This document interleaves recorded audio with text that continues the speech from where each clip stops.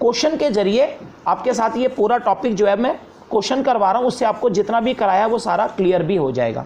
तो मैं क्वेश्चन क्या डिस्कस कर रहा हूँ, मैं खुद एक छोटा सा क्वेश्चन अपने आप ही लिखकर आपको करवा रहा हूँ, फिर हम बुक में से हम क्वेश्चन जो है वो करेंगे। तो क्वेश्चन क्या है मैं खुद लिखता हूँ, एक बारी कुछ मोटे मोटे कंसेप्ट लिख लेते हैं, पूरा क्वेश्चन नहीं। जैसे सपोज करिए ABC 3 पार्टनर्स हैं, इन 3 पार्टनर्स हैं, इनकी क्वेश्चन में रेशो गिवन है, सपोज करिए 5:3:2। ये क्वेश्चन में ABC की जो है 5:3:2 जो है वो रेशो गिवन है। उसके बाद क्वेश्चन में आगे लिखा हुआ है, कुछ प्रोमिसेस लिख लेते हैं कि फर्म ने इन ABC पार्टनर तीनों पार्टनर को प्रॉमिस किया है कि फर्म ABC को बोल रही है कि हम आपको IOC देंगे 10% से। फर्म ने ABC को IOC 10% देने का प्रॉमिस करा, और फर्म ने ABC पार्टनर में से खाली जो A पार्टनर है, फर्म ने A को बोला कि हम आपको सैलरी भी देंगे 10,000 रुपये की। ये फर्म ने सिर्फ A के साथ प्रॉमिस करा है। ये मैं क्वेश्चन पूरा लैंग्वेज नहीं लिख रहा हूँ, बस मेन बातें बता रहा हूँ। और क्वेश्चन के अंदर मान लो A B C तीनों पार्टनर्स की कैपिटल जो है वो गिवन है। इन तीनों पार्टनर की कैपिटल है, A की 2 लाख, B की 1 लाख और C की 5 लाख। ये ABC की कैपिटल है जो उन्होंने फर्म में लगा रखी है। ABC की कैपिटल्स भी गिवन है। इसके बाद क्वेश्चन के अंदर आपको फर्म का प्रॉफिट गिवन है, जो फर्म ने प्रॉफिट अर्न किया है ड्यूरिंग द ईयर। जो फर्म ने प्रॉफिट कमाया ड्यूरिंग द ईयर, वो मैं आपको बता दूं कि फर्म 1,40,000 फर्म ने प्रॉफिट कमाया है during the year. Let us suppose कि ये फर्म को ड्यूरिंग द ईयर प्रॉफिट हुआ है।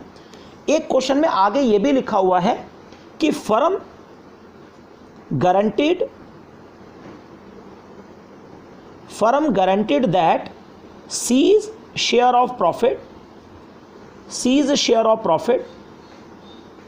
should not be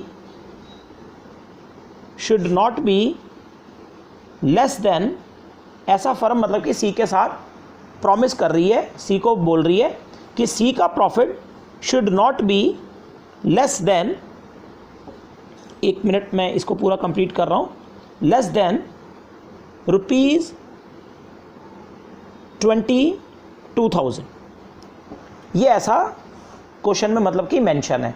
फर्म ने C को बोला है कि C तेरा प्रॉफिट 22,000 रुपये से कम नहीं होगा। ऐसा फर्म ने C को गारंटी दे दी है।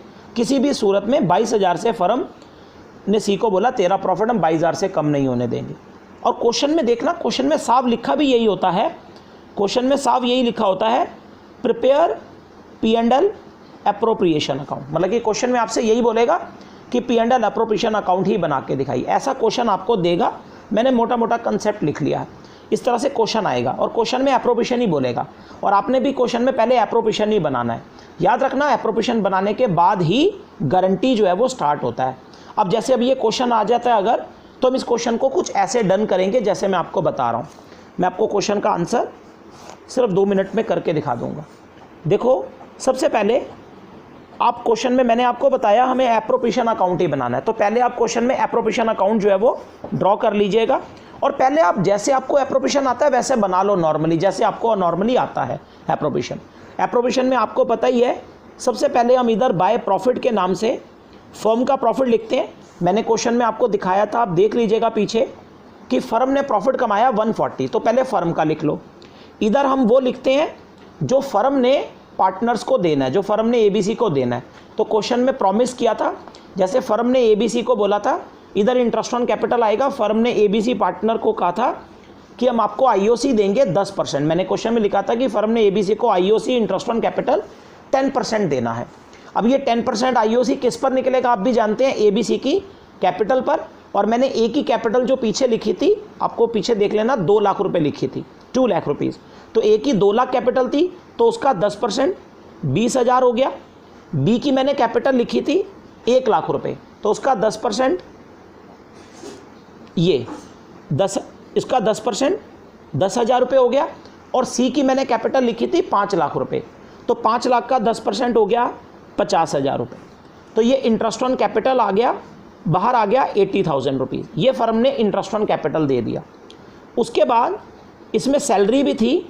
फर्म ने A को वादा करा था सिर्फ कि ए को बोला था कि आपको सैलरी देंगे 10,000, तो ये फर्म ने ए को सैलरी दे दी। अच्छा, ये इंटरेस्ट सैलरी दे दी। उसके बाद मैंने आपको क्वेश्चन में कहा था कि अब आप फर्म का लास्ट में डिविजिबल प्रॉफिट निकाल लेना। आप कहोगे अभी तक गारंटी नहीं आई, जब ये एप्रोप्रिएशन बन जाएगा तब गारंटी शुरू होगा। अब आप फर्म का डिविजिबल प्रॉफिट निकाल लो, फर्म में कितना बचता है, और निकालने के बाद उसे भी ABC में डिवाइड कर दो। आप डिविजिबल प्रॉफिट ये माइनस करके आप कैलकुलेट कर लो। जैसे 1,40,000, इसमें से ये 90,000 आप माइनस कर दो, तो फर्म के पास जो डिविजिबल प्रॉफिट बच जाता है वो 50,000 रुपये। जो मैंने माइनस करके निकाला, फर्म में 50,000 डिविजिबल प्रॉफिट बच गया। और ये जो डिविजिबल प्रॉफिट बचा, इसे आप A, B और C तीनों पार्टनर में डिवाइड भी कर दो। आप इसको डिवाइड भी कर दो, तीनों पार्टनर्स के अंदर डिवाइड कर दीजिए आप।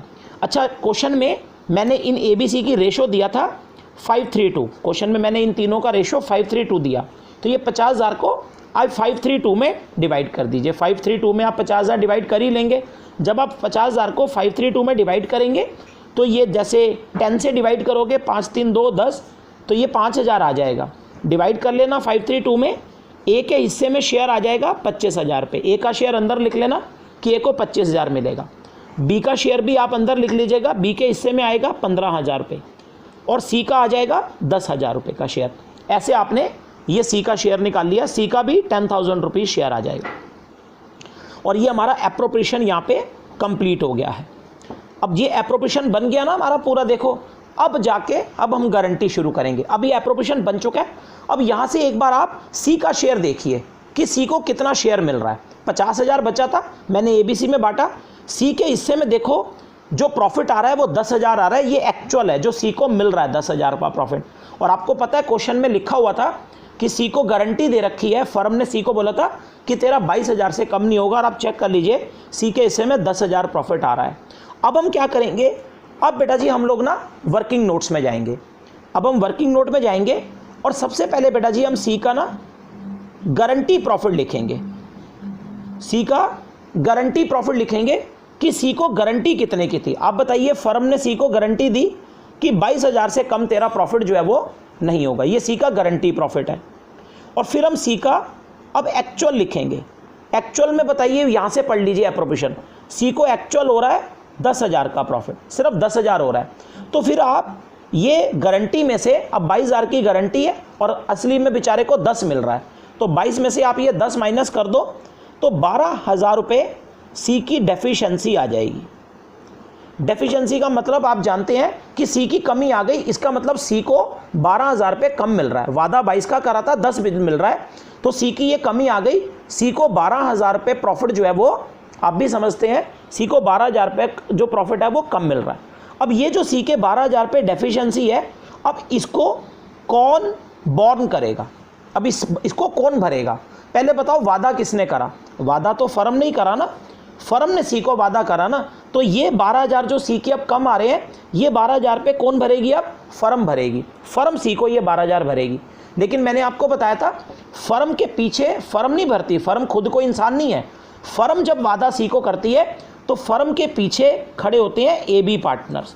तो ये जो फर्म के पीछे AB पार्टनर खड़े हैं ना, जो बचे हुए रिमेनिंग है, सी को छोड़ दो, तो ये जो AB पार्टनर है, ये दोनों सी के लिए ये 12,000 रुपये जो है वो बियर करेंगे। यानी कि सी के 12,000 ये फर्म नहीं, AB भरेंगे, और AB सी को ये 12,000 देंगे। लेकिन AB कैसे देंगे? मैंने आपको बताया था कि AB सी को ये 12,000 रुपये कैसे देंगे। AB के बीच में आप रेशो देख लीजिए कि AB के बीच में क्या रेशो था। मैं आपको बताऊं, इस क्वेश्चन में ABC तीनों की जो रेशो थी, मैंने क्वेश्चन में लिखी थी 532। तो 532 के हिसाब से AB के बीच में रेशो जो है वो 5 और 3 की है। तो समझ लो AB की रेशो 5:3 है। तो 5:3 में AB क्या करेंगे?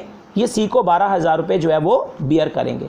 आप एक काम करिए, ये 5:3 की रेशो में पहले आप ये 12,000 रुपये जो है वो डिवाइड कर दीजिए। 12,000 जो सी की कमी है 5:3 में डिवाइड कर, इसको 5:3 में 12,000 को आप डिवाइड कर ही लोगे। इसको आप एक काम करिए, 8 से डिवाइड करिएगा। तो ये 8 से डिवाइड करोगे, 5:3 रेशो है ना, अगर आप 8 से डिवाइड करते हैं तो ये 1,500 रुपये का शेयर आ जाता है। और 8 से डिवाइड करने पर 1,500 को एक बार आप 5 से और एक बार 3 से मल्टीप्लाई कर लीजिए तो 7500 और 4500 रुपये आ जाएगा। तो समझ लो ये वो रकम आ गई है जो ए और बी जो है वो बियर करेंगे, किसके लिए? सी के लिए। यानी कि आप समझ लो जो सी के, मैं बता रहा हूँ, जो सी के 12,000 रुपये की कमी है उसमें ए कितने देगा? जो ए जो है वो सी के लिए, ए सी के लिए 7500 रुपये बियर करेगा, और जो बी है वो सी के लिए, बी सी के लिए 4500 रुपये बियर करेगा। तो ये हमारा वर्क कैलकुलेट हो गया कि ए बी सी के लिए 7500 और 4500 रुपये जो है वो बियर करेंगे। लेकिन अब ये मैंने बोल दिया ए बी सी के लिए भरेंगे, लेकिन इसको हम एप्रोप्रिएशन में कैसे दिखाएंगे? देखो इसको मैंने पहले एप्रोप्रिएशन में दिखाना नहीं सिखाया था, मैं बता रहा हूँ। जैसे आपको ये तो मैंने बता दिया कि जो ए है, ए बी सी के लिए इतना इतना जो है वो बियर करेंगे, लेकिन इस टॉपिक को हम एप्रोप्रिएशन में ऐसे दिखाते हैं। आपका एप्रोप्रिएशन बना पड़ा था ना, अभी तक हमने देखो अंदर वाले कॉलम में लिखे हुए हैं प्रॉफिट, और मैंने थोड़ी जगह भी रखी हुई है। वो जगह इसलिए रखी है ताकि मैं इस टॉपिक को करके दिखा सकूं।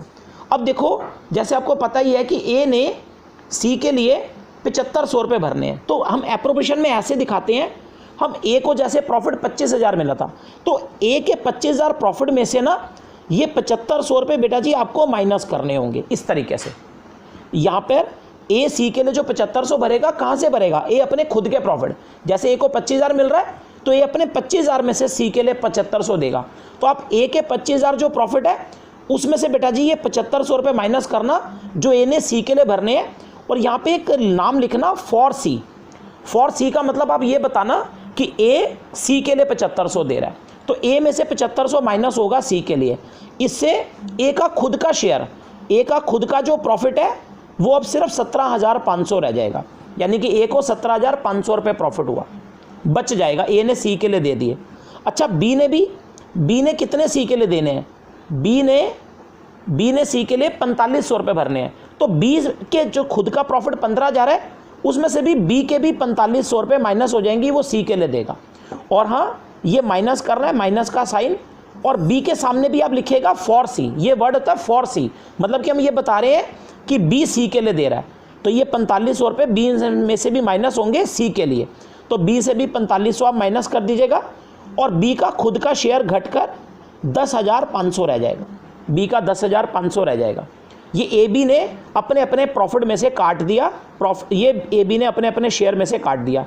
अब ए बी के देखो खुद के जो प्रॉफिट है वो कम हो गए, और ए बी में से माइनस कर देना, दोनों में से वो दोनों माइनस कर देना, और ये सी में जाकर, सी को बेचारे को 10 मिल रहा है ना, सी में जाकर ना ये बेटा जी ऐड हो जाएगा। यहाँ पे आप ऐसे लिख दीजिएगा, सी में लिख दीजिएगा ऐड, और यहाँ पे वर्ड लिखिएगा फ्रॉम, क्योंकि ए से आ रहा है, फ्रॉम ए फ्रॉम बी, ऐसे सी में जाकर लिखेगा ऐड फ्रॉम ए बी, मतलब कि सी को किससे मिल रहा है? ए से कितना मिल रहा है? जो ए से मिल रहा है वो लिख दीजिएगा फ्रॉम ए बी लिखकर। ए ने कितना दिया? 7500, बी ने कितना दिया? 4500। जो ए बी ने दिया ए बी से माइनस, और सी में जाकर आप ऐड कर दीजिएगा, वो फ्रॉम ए बी लिखकर सी में ऐड कर दीजिएगा जो ए और बी ने दिया।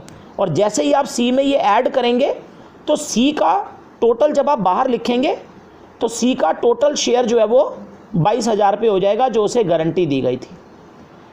टोटल करने के बाद, ये टोटल करने के बाद सी का शेयर 22, तो सी का शेयर पूरा हो गया, और ए बी के शेयर जो हैं वो घट जाएंगे। और ये जो मैंने पहले 50,000 रुपये बाहर लिख दिया था ना, आप इसको थोड़ी देर के लिए काट दो। सोचो कि ये 50,000 रुपये नहीं है कुछ भी, वो एक्चुअली हमने बाहर लिखा ना, तो ये 50,000 रुपये जो मैंने पहले बाहर लिख दिया था इसको रहने दो, ये अलग अलग शेयर बाहर आ गए उनके। ये ऐसे सी को ये 22,000 मिल गए, और सी की गारंटी पूरी हो गई, और ए बी ने भर दिए तो ए बी के खुद के हिस्से कम हो गए, और सी की गारंटी पूरी हो गई। और जब ये तीनों प्रॉफिट आ जाएंगे लास्ट में आप टोटल तो कर ही देंगे एप्रोप्रिएशन का टोटल कर दीजिएगा, क्वेश्चन हमारा कंप्लीट हो गया है। इस तरह से आपने ये क्वेश्चन जो है वो पूरा कंप्लीट कर लेना है, और हमारा गारंटी का टॉपिक जो है वो पूरा हो गया। मैंने क्वेश्चन के साथ आपको डिस्कस करा, इसे कहते हैं